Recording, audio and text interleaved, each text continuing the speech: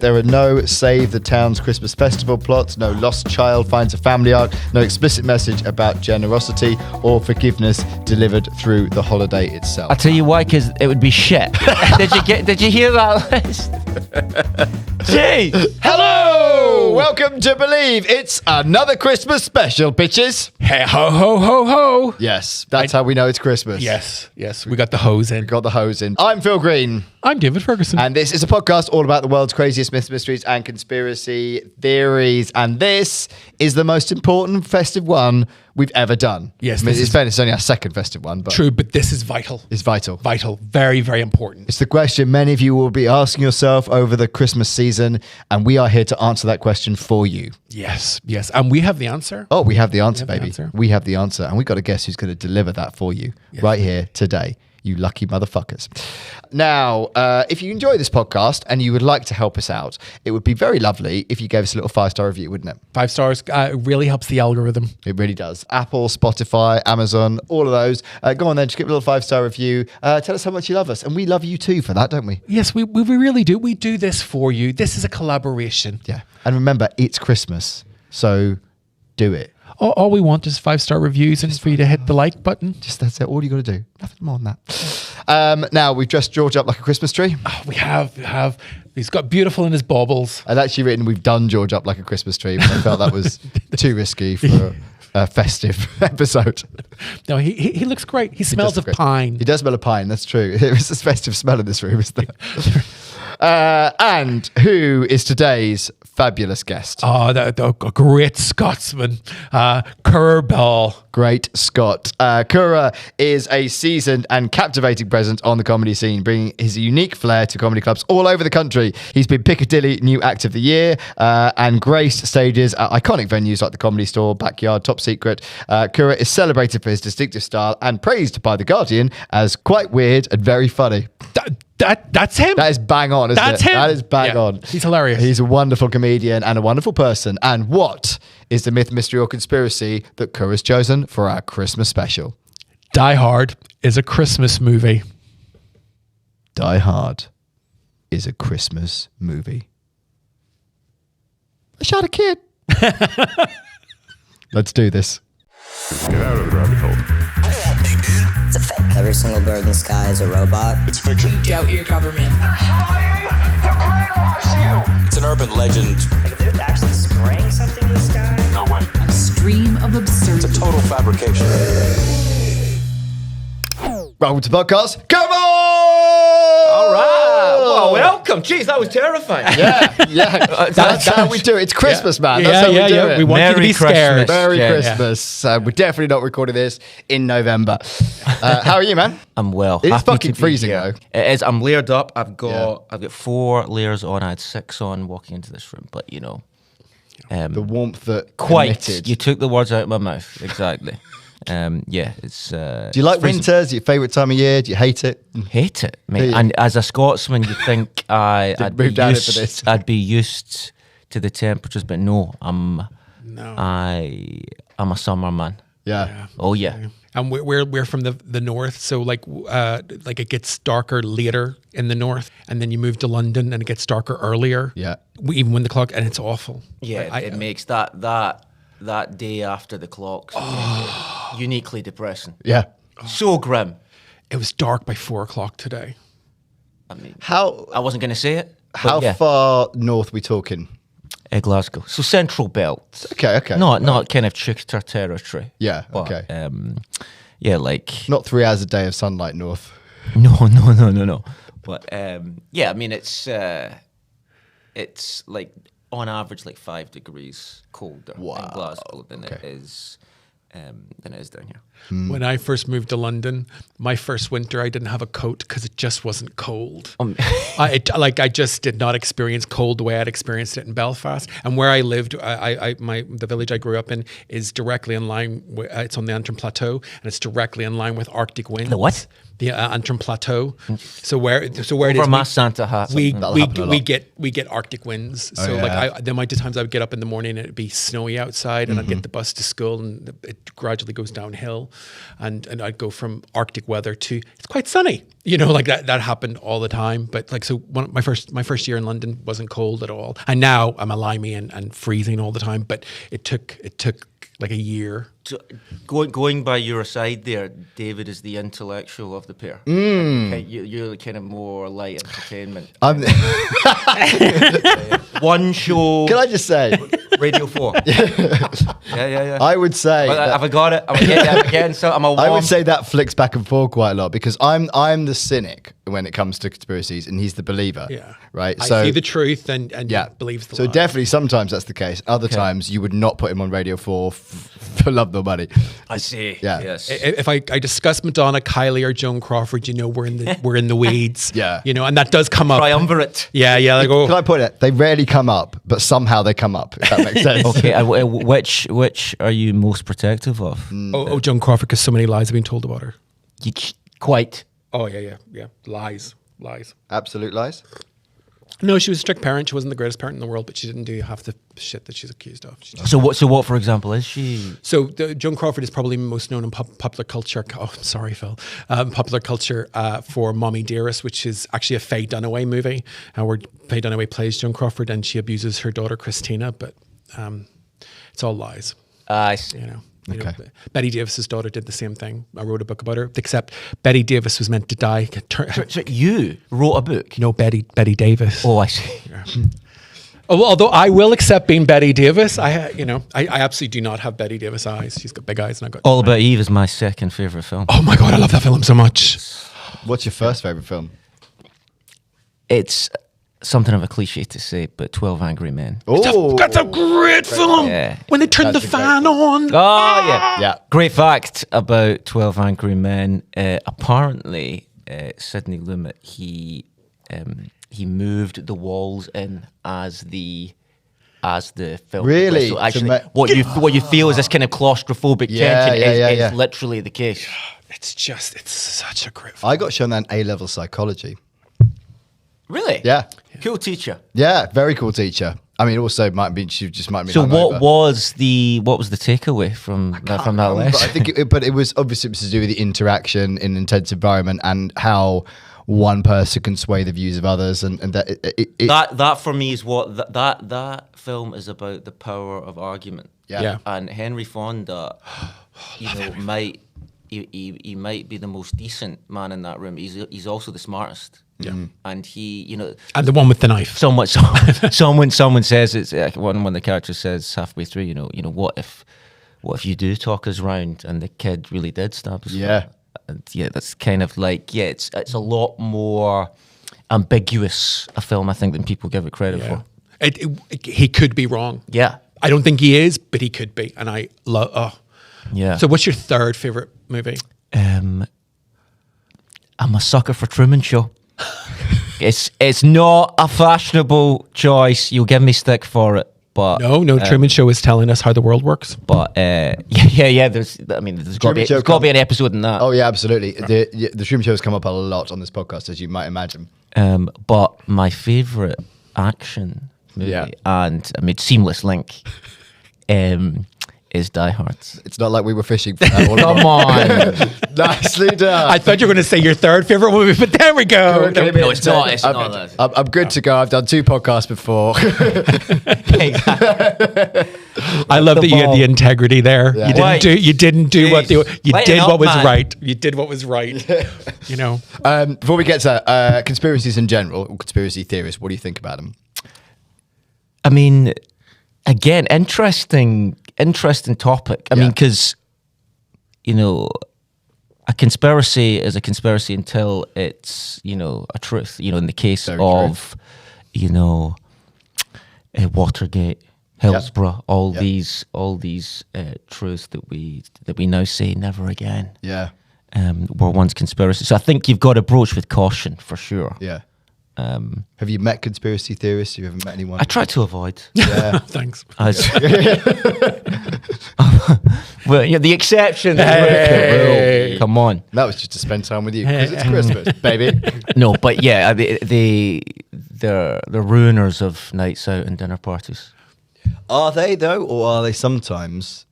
Do they bring? instigate Yeah. Do they bring the conversation? the cozy consensus? Yeah. Wake up, sheeple.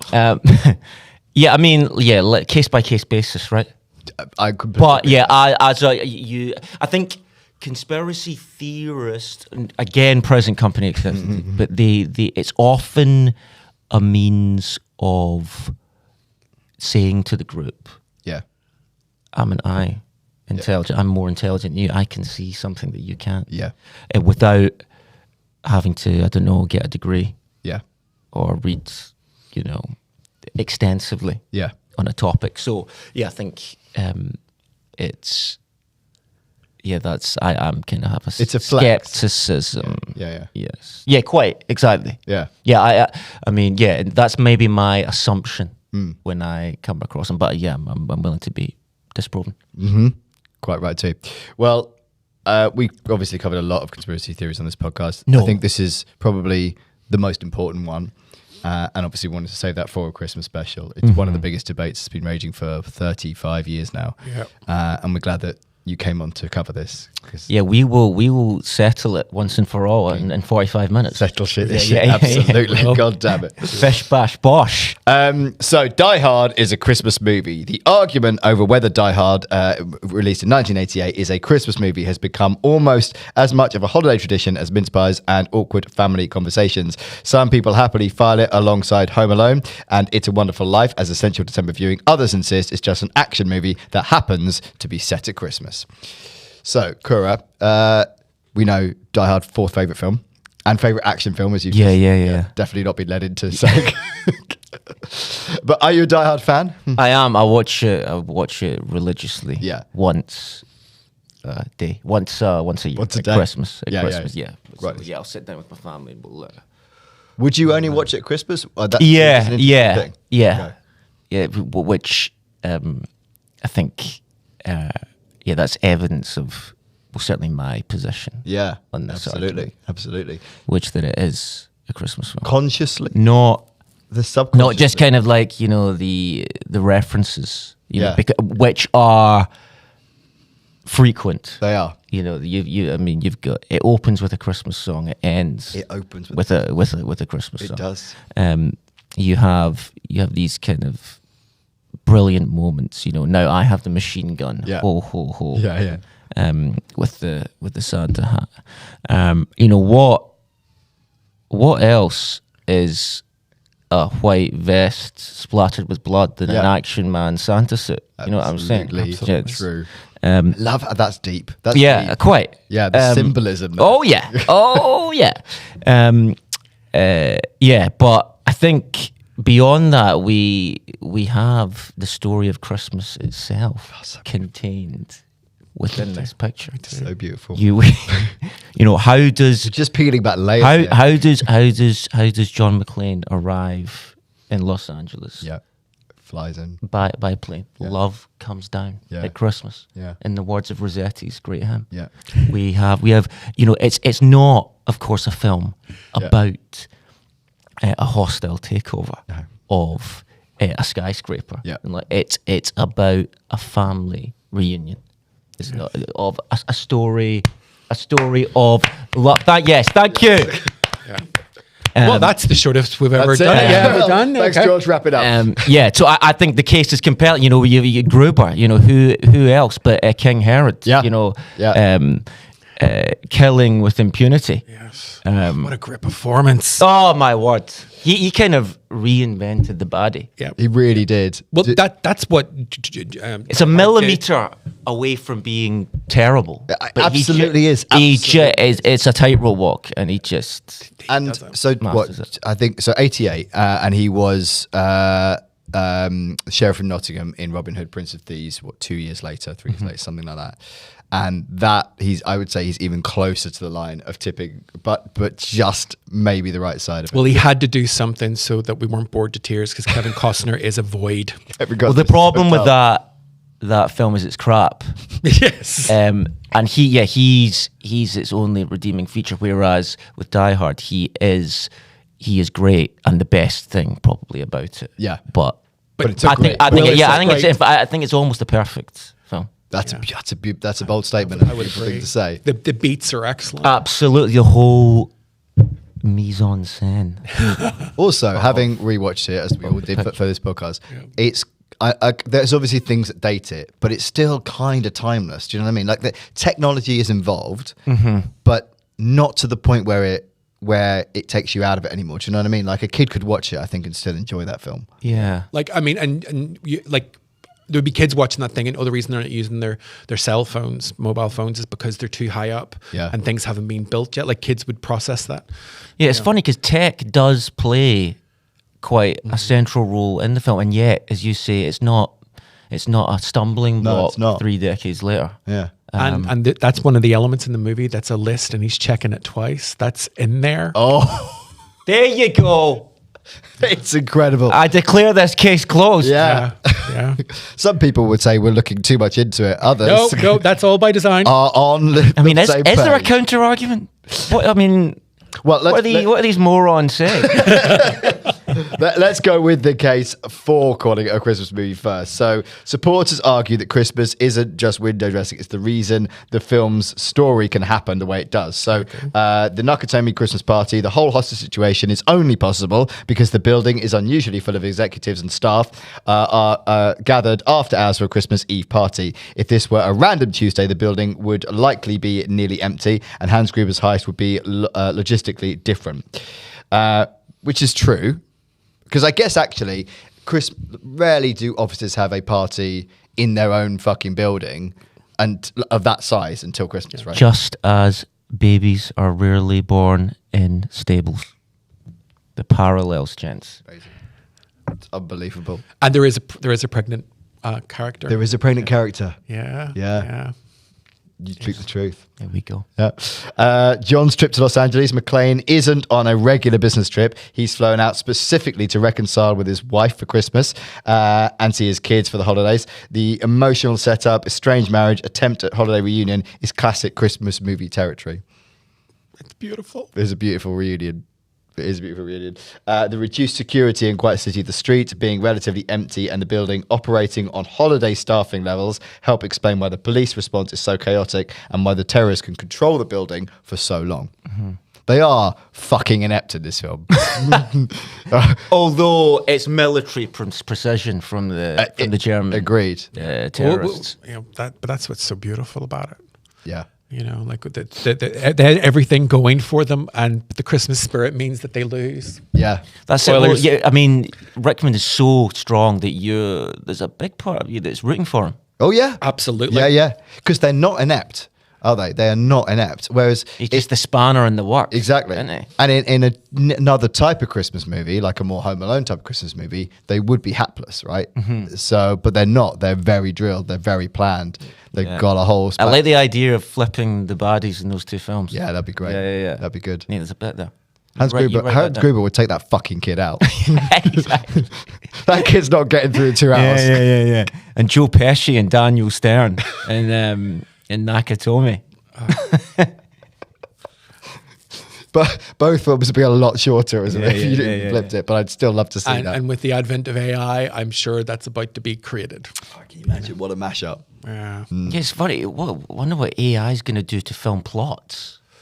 I mean, you're going to be able to watch movies that you want, whatever the plot is, you know. And I think only to say that AI can solve any problem that your character has before him. And so true. And so apparently tell that to John Connor. I hear that screenwriters are told to set whatever they're writing, 20 years ago, just so kind of like to remove these problems that kind of technology might present. Well, it's like every horror movie you watch now, something happens and they can't use their mobile phones. They're out of reception or they get stolen, and it's like, well, I think you need to lean into that. you know. And because AI is pulling from every other source, it's looking at scripts, stealing from every other horror film. If you say, write me a script about a horror film set in, I don't know, a shed or whatever, it's pulling all of those tropes from those horror films. So it's only going to exacerbate that, right? And then it's putting that content out there again. So it just becomes a cycle. So you're just going to get a lot of very generic horror films or for any genre. Or films. Have you seen the slate for the last 2 years, 3 years? It's all been terrible. But then isn't that not, so we'll get into AI, but is that not, like, everyone's influenced by something, right? If a writer sits down, they're influenced by every other horror film they've seen. If they watch a Christmas film, they're influenced by every Christmas film they've seen. There's always traits and tropes that have come that subconsciously we use when we're writing stuff. Bad artist copy, Yeah. great artist steal. Yes. Every artist is a cannibal. Every poet is a thief. Have you got a... Oh, you carry on. Okay, I thought you were going to No, complete that was the it. triad. That was it. Sometimes these things don't go anywhere. Yeah, I think, no, I mean, these are the questions that kind of AI poses. And yeah, what is, you know, an artist or someone who creates anything but a sum of all their influences and things. But yeah, it's kind of, yeah, I don't know, I haven't quite worked out what I think about it yet. But there's just something that does it. It just feels queasy, Yeah. right? Yeah. And yeah, the fact that governments and corporations are kind of conspiring with the law to remove rights from artists feels just wrong. Yeah, it does. But they've got no idea how to regulate it. Well, No, and what's more, there's this kind of sense of, well, if we stop or regulate or even slow, well, the other guys aren't going to do that. Yeah. So we've got to. Yeah. We've got to run with it as fast as we can. And Yeah. it's kind of like it's like of the existential threats, it's the one I'm most worried about. yeah. Like, no one needs comedians. But Merry Christmas. Merry Christmas. Merry Christmas. Christmas themes in the film. So family and reconciliation. Seamless link. It's seamless. John spends much of the film trying to reach Holly, literally and emotionally. The moment at the end where she reclaims her maiden name, sign on the office door.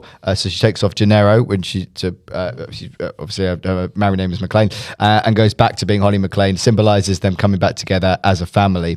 Also, when she's talking to, when he introduced her to, what's the cop's name? I've forgotten the cop's name. Cop's name. I can't remember that actress. You know, he hugs. I love her. You know when you see that moment when he sees the cop, Yeah. and there's this big drawn out hug thing, and then he introduces her as, "This is my wife, Holly Gennaro," and she's like, "It's Holly McLean." Yeah. It's beautiful, man. Beautiful. Great moment. It's beautiful. The patriarchy wins. No, no, it's beautiful. And there's white paper like flying down, like, And it's skull. almost like snow. Yeah, Yeah. beautiful moment. You're right, the film would not end with that nowadays, would it? No. No, main absolutely thing. not. Yeah. Absolutely not. It And would not. I think would be the lesser for it.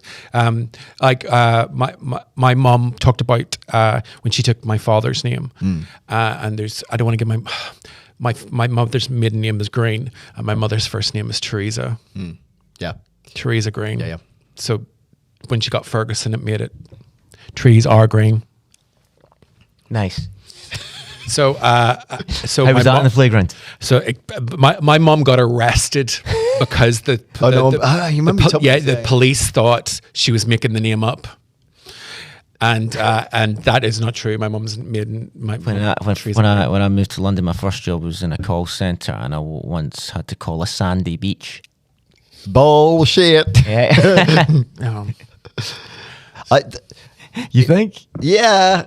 I don't know. Like, but I mean, I get people do give their kids stupid names, but were your grandparents just having a laugh? Or were they drunk? No, because Teresa was a family name. Okay. It just wasn't. It just didn't. It- the Teresa Green just did not occur. Yeah. And, Like right now with me. Yeah. Like Imagine if it occurs 5 years into your kid's life, and like, oh yeah, Yeah, there must have been a moment. yeah. I think so. I think, but the Louis Armstrong song, "It's a Wonderful World." You know, I see trees are green. Yeah. and that always makes me think of my mom. I always loved that. You know, but She was relieved. She was relieved. Yeah, she was yeah, relieved. yeah. Yep, I am Teresa Ferguson now. Absolutely, Mrs. Ferguson, Mrs. D. Ferguson, which is very old fashioned to say your your husband's name, your husband's name. But I must take his initial too. yeah. Oh yeah, that is. Occasionally you see it in mail, Yeah. Yeah. but yeah, that is rare. I don't think Holly McLean is taking her husband's No. first initial. No. But she is Pretty taking bold. his surname. Yeah, And the same name as her children. true. Although based on the sequels, it doesn't work out anyway.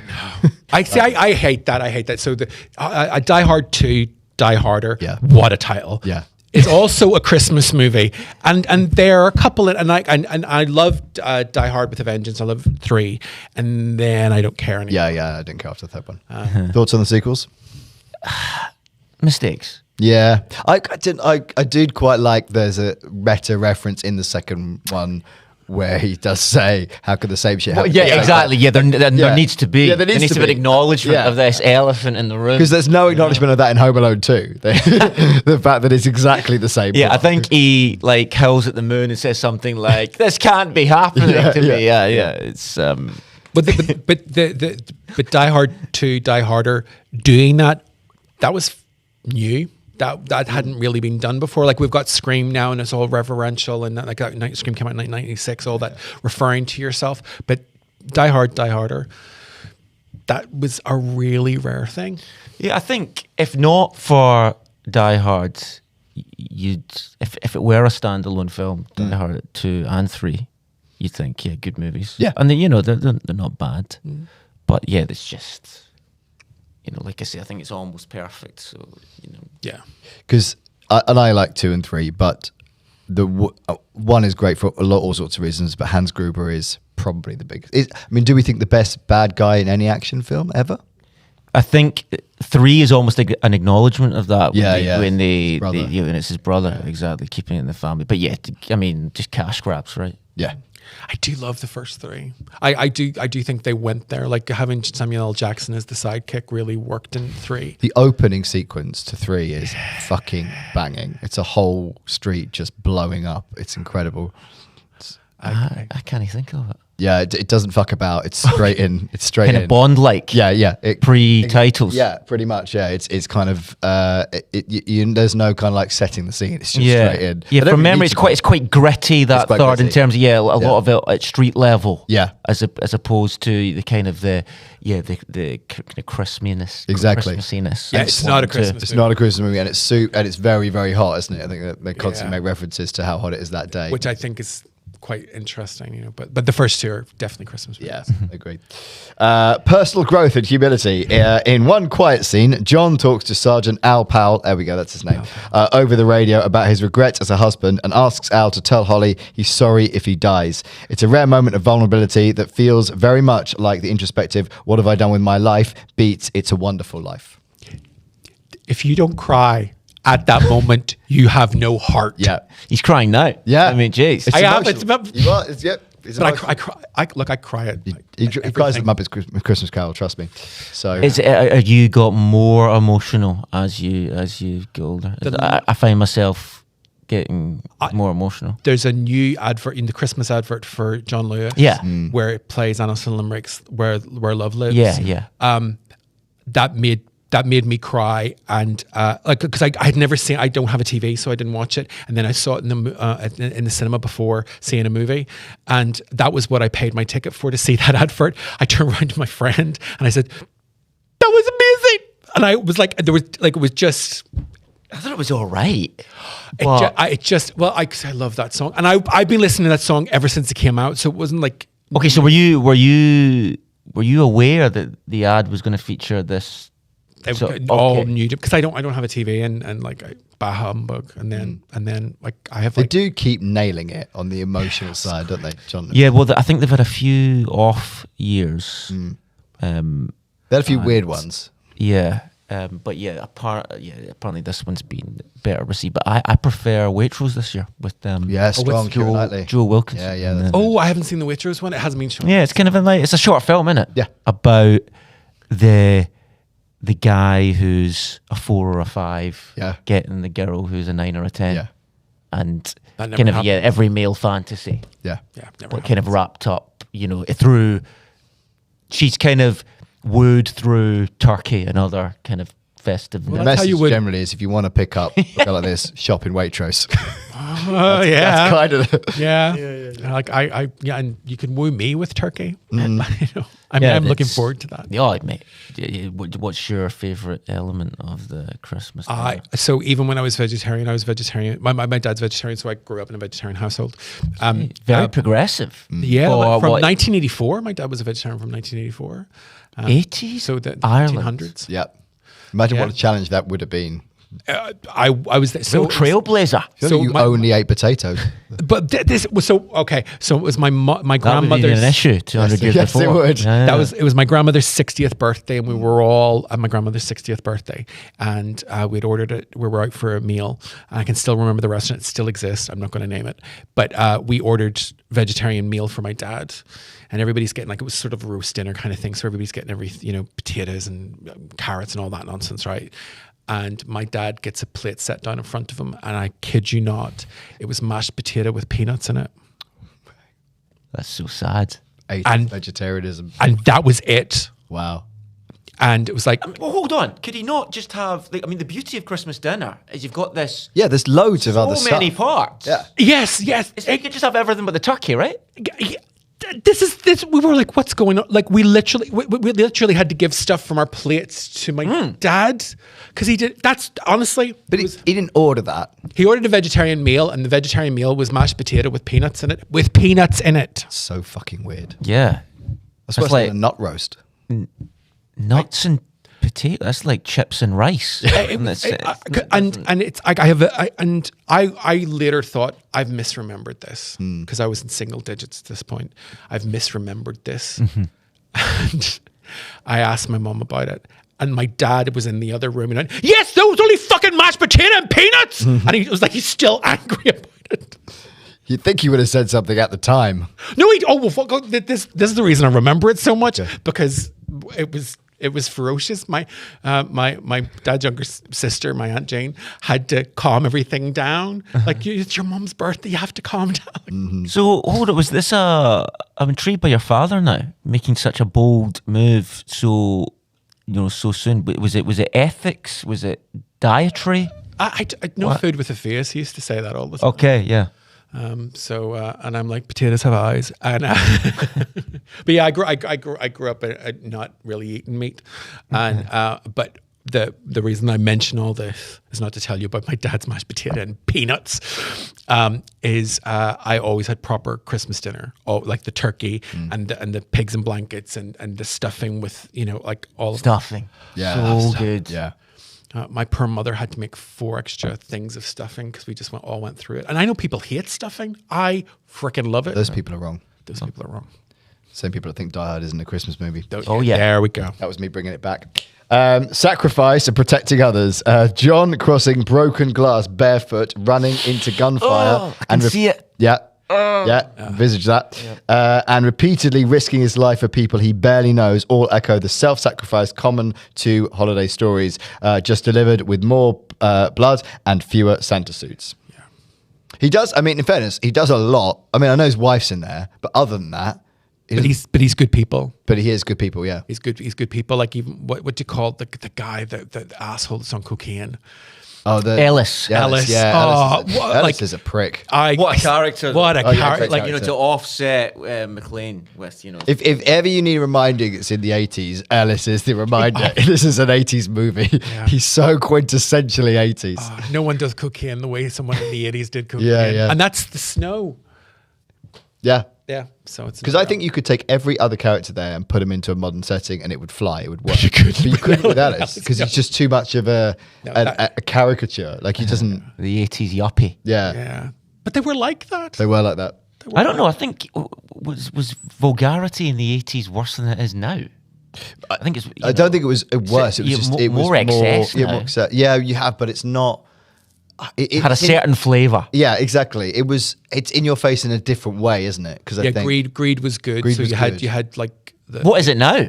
now, I mean, now I guess it's just Instagramming your wealth, isn't it? It's like you're just on a yacht or you're in a flashy car and you're in the Bahamas. That's how you don't. Whereas it was like sharp suits and sort of the how gold your credit card was and that kind of stuff. The kind of American Psycho type, that kind of vibe. Yeah. Very on the nose. Yeah, very on the nose. I think a lot of it's wrapped up though in 80s style, Yeah. which is so kind of its own thing as well. Yeah. But The thing with Die Hard, it revolutionized action movies. So even though it came out in 1988, it changed what action movies were. So if you look at the great action movies, the Arnold Schwarzenegger movies, the Stallone movies, even the Chuck Norris and Steven Seagal stuff, that's all very 80s. Old Steven Seagal kind of actually had his peak in the early 90s, straight to video, like Under Siege. Oh, what a great film. And Jean-Claude Van Damme. But they wouldn't have been allowed to happen with like Die Hard. Die Hard was a shift. Yeah, I can see that. It is quite different tonally to a lot of the 80s films, the sort of 70s and early 80s kind of macho man action films. Yeah. Like he is a macho man, but not in quite the same way as Schwarzenegger or Stallone. No. Yeah, he's got, as you were just alluding to, with the kind of, he's also showing a softer side. Yeah. It's There's also not a lot of 3 dimensions. Yeah, I didn't see anything particularly problematic in it as well in terms of the No, he's a good language guy. used. Yeah, He's a good there's guy. like you'd think a guy who's that macho and Yeah. very would be of his time and would say certain things that would be of their time. There's not a lot of that I could see. There's a bit in Die Harder, in Die Hard 2, where he encounters a gay guy, and he's people could say, oh, well, he was homophobic. He fucking wasn't, Actually, I think that does happen in this one as well. A guy comes up to him, randomly kisses him. Yes, Yeah. and it's all. Oh, yes, in the office party. Yeah. The office party. Yeah, and I But I'm think getting that he confused. kind of laughs. So I think he's kind of like the symbol of justice. Yeah, Really, he stands for what is good.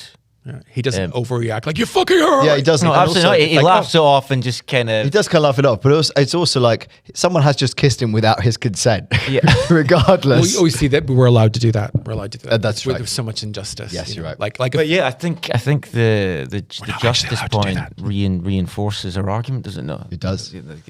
he was benevolent. You're right. Also, the guy was hot. So The guy was hot. yeah, so that's That's right, and it's the opening scene when he's kind of leaving the plane, the air stewardess, Yeah. kind of, makes a play, Yeah. which he, does. which he, being the symbol of all things good, is kind of politely acknowledges Yeah. it, but doesn't pursue it. He absolutely, because there's one thing that comes across is his love for Holly, yeah. and she's called Holly. Come on, people. Heavy use of Christmas imagery, music, and jokes. Supporters also point out how thoroughly Christmas is baked into the film's style and dialogue. Christmas music, the film opens with Christmas in Hollis by Run DMC in the limo. It ends with Let It Snow over the credits. Decorations and setting at Nakatomi lobby and offices are filled with trees, lights, wreaths, and festive decor, which keep popping up in action scenes. There's also holiday-themed one-liners and visuals. John sends a terrorist down the elevator wearing a Santa hat with a message, "Now I have a machine gun, ho, ho, ho," which is one of the best. I think it's one of the most iconic scenes from the movie. It's so good. You can buy T-shirts with that on, right? Yeah. Yeah. Yeah, amazing moment. And at that point, he says, I think Gruber says, yeah, we're not dealing with security. Yeah. Like this guy's come to play. Well, they've got a weirdly mutual respect for each other, haven't they? Because he recognizes this guy isn't just some pleb, and McClane recognizes that these guys are pros, which is why he's trying to warn the police. Don't fucking come in. Yeah. And yet, Great moment. The chief when- of police. Oh, is what a fucking- character. What a character. And the FBI guy. Yeah, that guy. Well, it's good. It's so good. Everything works. I love the FBI's contempt for the police. Yes. I love that. It's a classic Yeah. film trait. But I'm in charge here, not anymore. anyway, yeah. But it's all so much fun. Yeah, Yeah, it's yeah, such yeah. a romp. Oh, Yeah, and like just thinking about the police chief and the FBI, just when you think it might be kind of running out of steam, another character, Absolutely. another, something happens. Yeah, yeah. It's kind of, you get it. And they're all wins and feels. dickheads, apart from Al and the limo driver as well, Argyle. Argyle. Argyle. And he has a cell phone. He has a cell phone. And they explain how it can't get used. Yeah. And Yes, and the I love basement. Argyle. It's Yeah, and beautiful. he's got the Christmas present Yeah. looming Yeah. in the background Yeah. at times.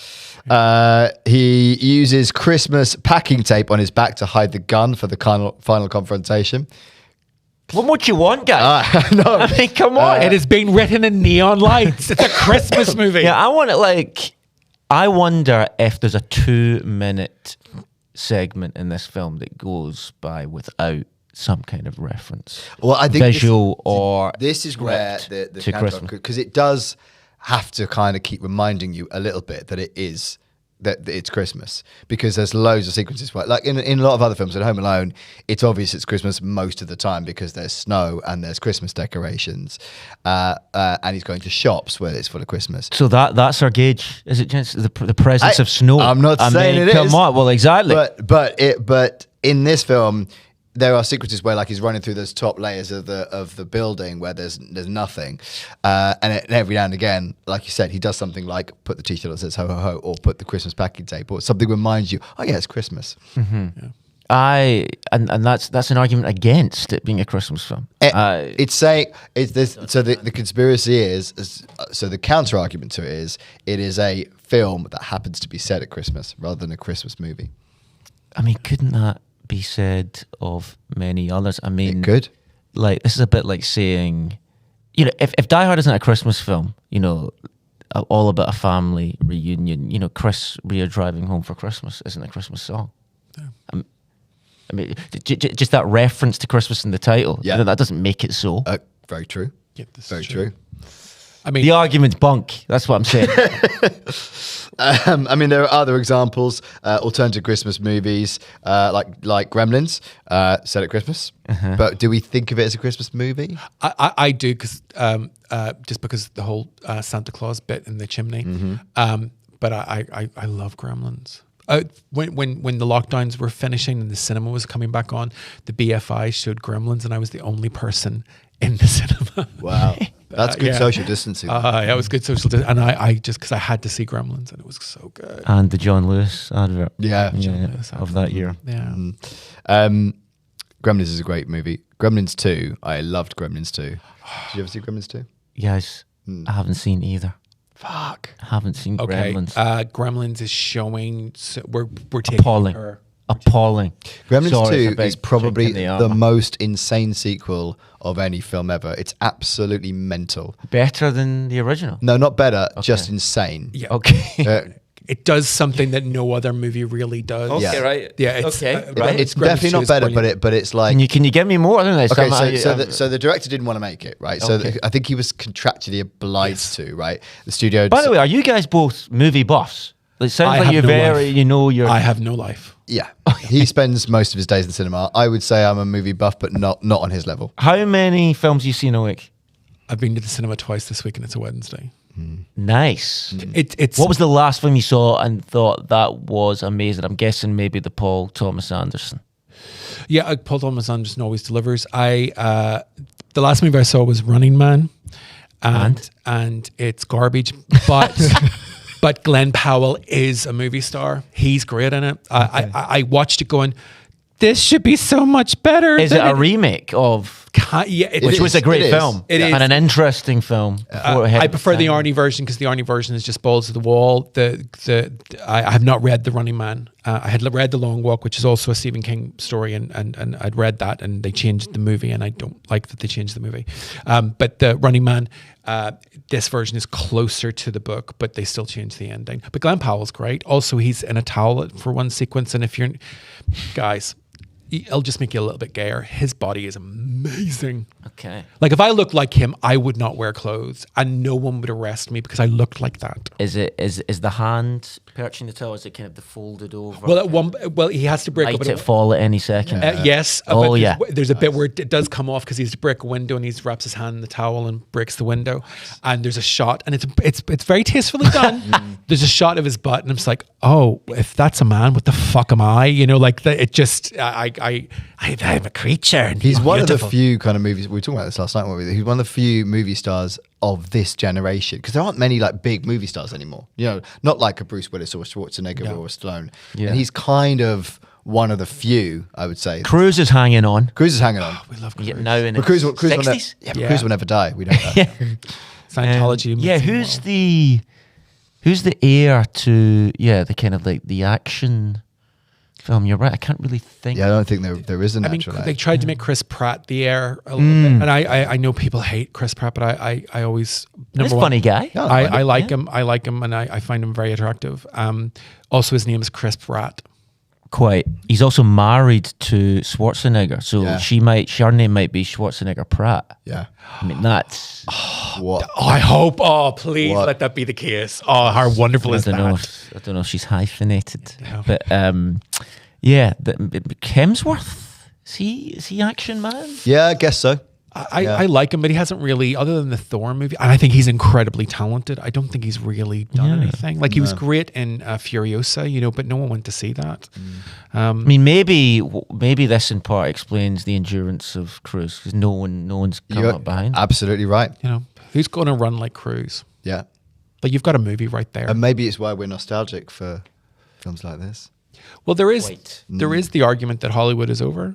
Yeah. There really is. That's a different episode. That's a different episode, but it's like as a tool of social control. Yeah. Like Die Hard, it's a Christmas movie, but it's also taken away the idea of Christianity. It's a secularization of Christianity and arguing against that. So in this way, it's demonic and satanic. Mm-hmm. I don't really believe that, but my point is like there is an argument. No, there's definitely illusions. Yeah. And that's another string to our bow. Absolutely. Yeah. Do you want to know, this is going to make you angry, but do you want to know the counter argument, the case against calling Die Hard a There's Christmas people that are wrong. It's fine. Okay.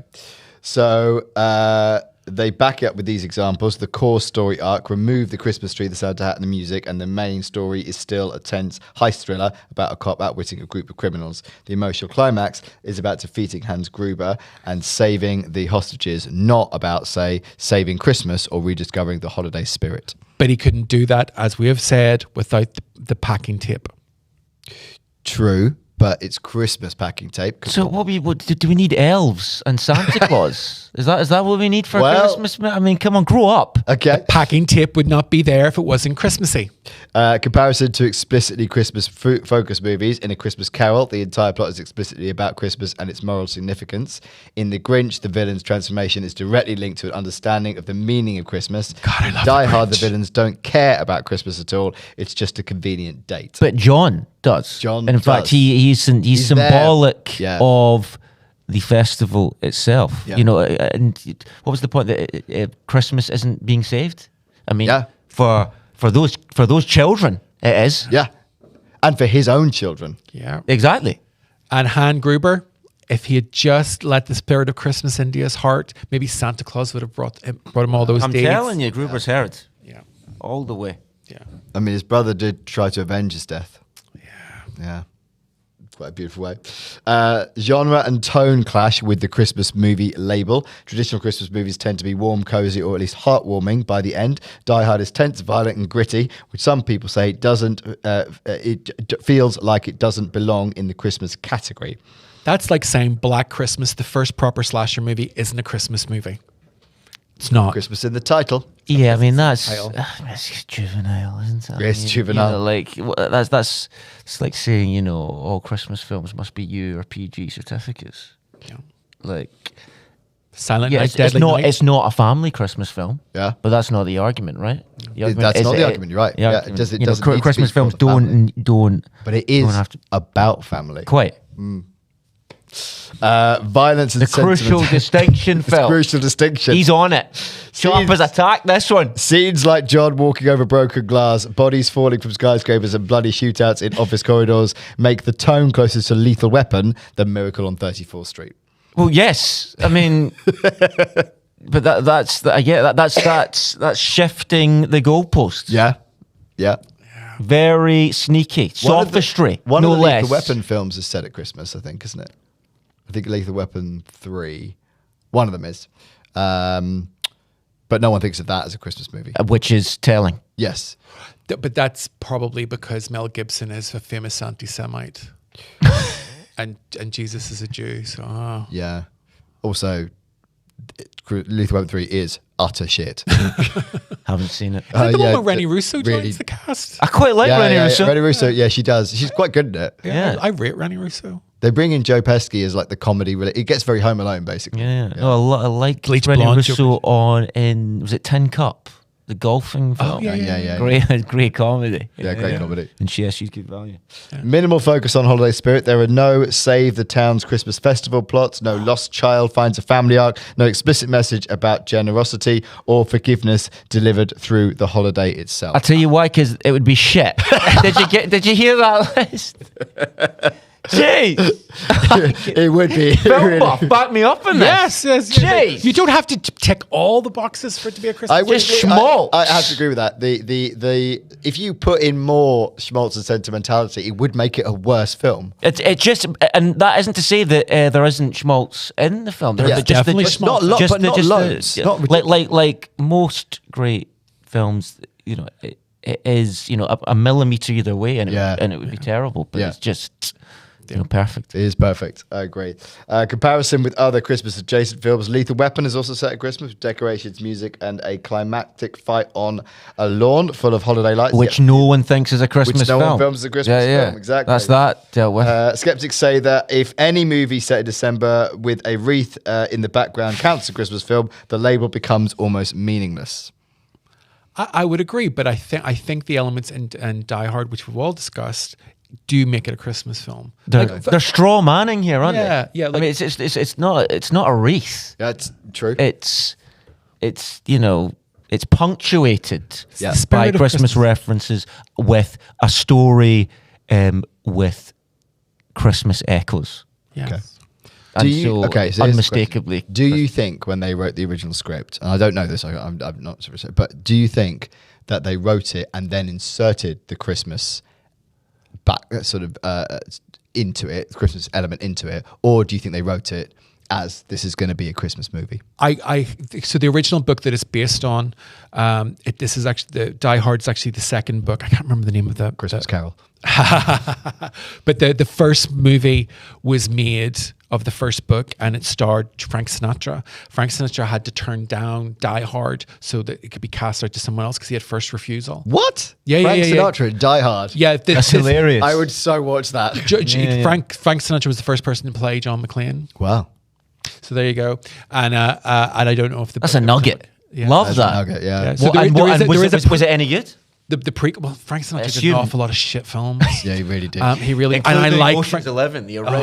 yeah, it's not famously great, is it? one of the It was worst. terrible. See, this is a really good point. I love that they remade Ocean's 11, and the remake of Ocean's 11 is freaking great. It's great. That's what you should do. Make shitty movies and remake them and make them better. Yeah. Instead of movies that are kind of all right and making them worse. But that doesn't always, like The Thing, John Carpenter's The Thing is a remake of The Thing from Another World. And the original, the Howard Hughes movie, is superb, and the remake is superb, and for two different reasons. So I don't always agree with that sentiment. Yeah, I but suppose it's the cover of the song that, there are different types of, ones that just kind of pale imitations that just kind of are almost facsimiles. And then those that kind of try and reinvent, a kind of new interpretation. Yeah, so, perhaps I'm being harsh in remakes with my comments earlier, but I think it is... It's cash grabs from Hollywood for the most part. It's like why gamble on a new idea? Would you want to see this remade? No. Yeah. Yeah. Okay.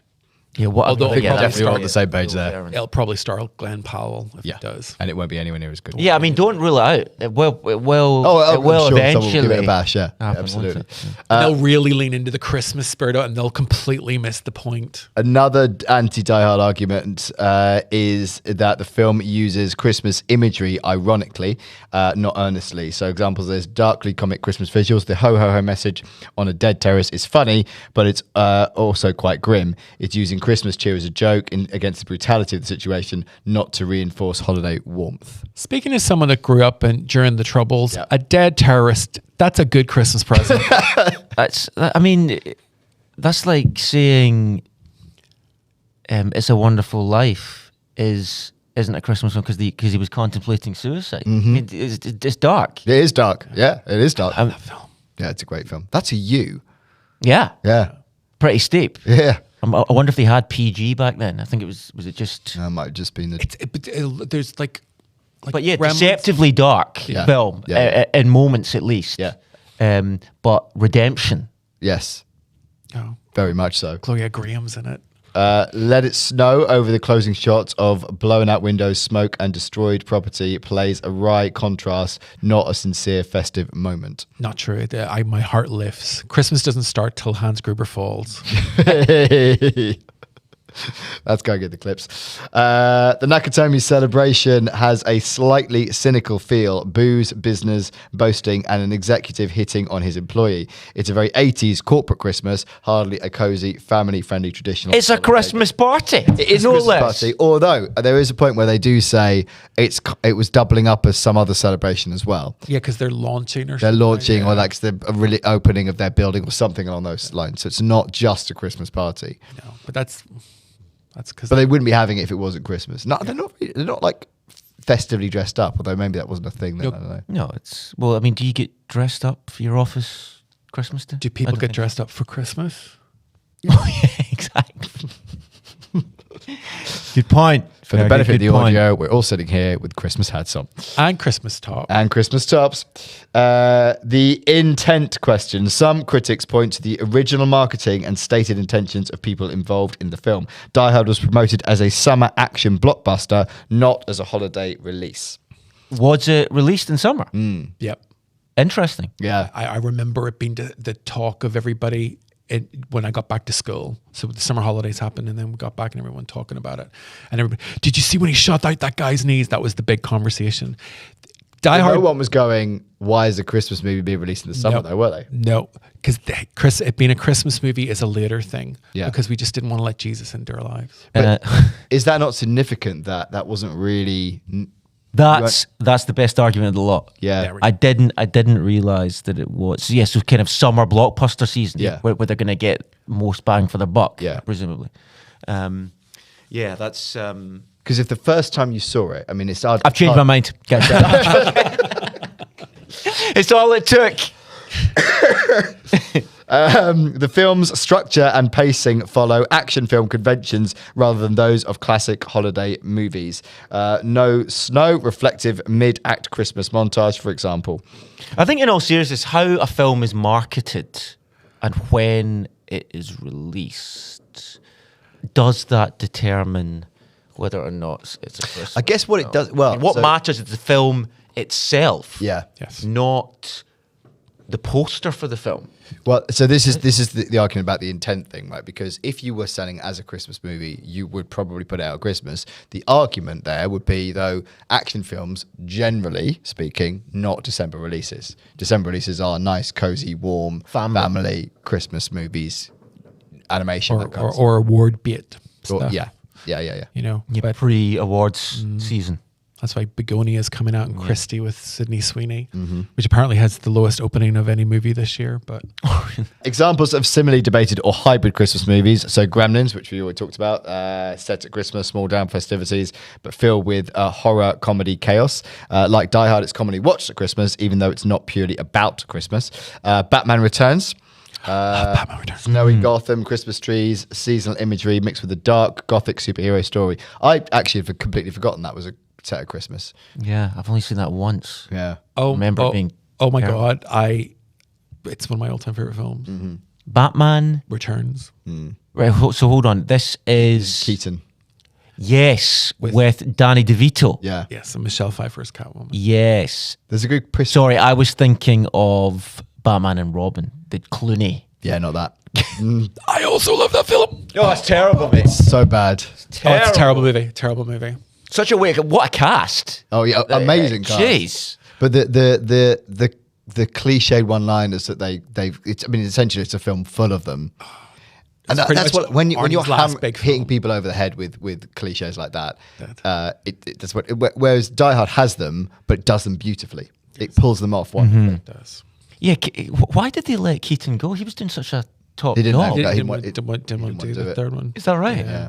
Because there was talk of Burton, Tim Burton and Yeah. Keaton doing a third film, and there was talk of a Catwoman movie with Michelle Pfeiffer, and that eventually happened. That became the Halle Berry Catwoman movie. Which was apparently terrible. I never. So Halle Berry Catwoman. Yeah. It is such a bad film that you can learn how to make a good film by watching it. It's terrible. They re-edit it, and so you've got sequences in an office, and they're all wearing the same clothes because it wasn't meant to be 2 days; it was meant to be 1 day. Sharon Stone absolutely knows what movie she's in. Okay, great. Just because she used to be a B movie queen, and she knows exactly what movie she's in. She's having a great time, and Halle Berry thinks she's in a Star Maker, and it's not. She won what's the opposite of the Oscar? The Razzie. Yeah, she won, and to be fair to her, she showed up to. Yeah, fair play to her for that. Yeah. Take it on the chin, man. And repeated her Oscar-winning speech for the That's Razzie. that's beautiful. That's a really embracing. That's the way to do it, right? Mate, this fucking oracle here, film knowledge. I don't love have that. I don't have a social life. Yeah, terrible. No TV. That's what it is. It gets you out of the house. Yes, very true. Love it. It does. I can't watch a TV show. It has to be. I have to be in a darkened room with strangers and a big screen going, you must watch this, and I love it. It quiets my brain. So when you're watching telly, what you just distracted? Phone. Yeah. Phone. Even when I put the Apparently, phone they're in writing scripts these days for multi-screeners. Yeah. So in other words, just simplify the dumb things So you down. can tune out So, and still yeah. follow what's going so in on. 5 minutes later, I'm still vaguely following this. That's not the way to do it. It's not the So way to do grim. it. But I do it. I'm saying it's not the way to do it, and I do it. But going to the movies, oh my god! But when you've got a compelling story and a compelling cast, set at Christmas, Yes. I mean, I'm going to go and see this and Die Hard 2 in December. Why not? Why I'm not? also going to see Batman and Batman Returns in December. It's a beautiful. So thing. you're not against repeat viewing then, it seems, like, even though you've got this appetite for new stuff. I watch movies over and over again. I've seen the Silence of the Lambs 100 times. I've seen All About Eve 100 times easy. So you do nothing but watch films. 100 times, David. 100 times. All About It. Well, I can. So All Occasionally About. he does comedy. Yeah. Well, yeah, but I'm not any good at it. So, and not true. That's my brother. It's Christmas. Come on. Yeah. No, I've got to get. Silence of the Lambs, good film, really good film, in fact, but an overrated film, No, I disagree. in my opinion. I think it could have benefited by being set at Christmas. And I'd love to have seen that version. Yeah. Clarice. Well, there are white moments in He's that eating film. them with great. Chianti and instead of father cranberry beans and sauce. stuff. Yeah. With a bit of cranberry sauce. Yeah, exactly. So whether Die Hard is a Christmas movie ultimately depends on how rigidly or expansively one defines the category. If Christmas movies must centre explicitly on seasonal themes, moral lessons, or holiday sentimentality, then Die Hard may fall short. However, Christmas movies are those set during the holiday, infused with its imagery, tied to its themes, even subtly, and embraced culturally as seasonal viewing, then Die Hard fits comfortably within that tradition. Yeah, I'd go further though and say that it's not just about references, backdrops, setting. It's there's more to a How makes Christmas you feel? film than an elf suit. Yeah. You know what I mean? Yeah. And so I would, after my momentary fluctuation there, Chance. Nice. I'm going to double down and say that not only is it a Christmas film, it's one of the most Christmas films. Good night. Thank you. I've got to do the conclusion anyway. Most debates persist because both sides have valid foundations, and this one is no exception. What is clear is that Die Hard has secured a unique place in holiday pop culture precisely because it challenges traditional boundaries. Whether you watch it for festive cheer or cinematic adrenaline, its presence in December has become as reliable as any snow-dusted classic. Who wrote this shit? Who wrote this? Is this an AI effort? Yeah. In that sense, for many viewers, Die Hard is indeed a Christmas movie, not because it behaves like one, but because it has become part of their Christmas. Oh, jeez. So I don't really need to ask this, but Currer, is Die Hard a Christmas movie? No.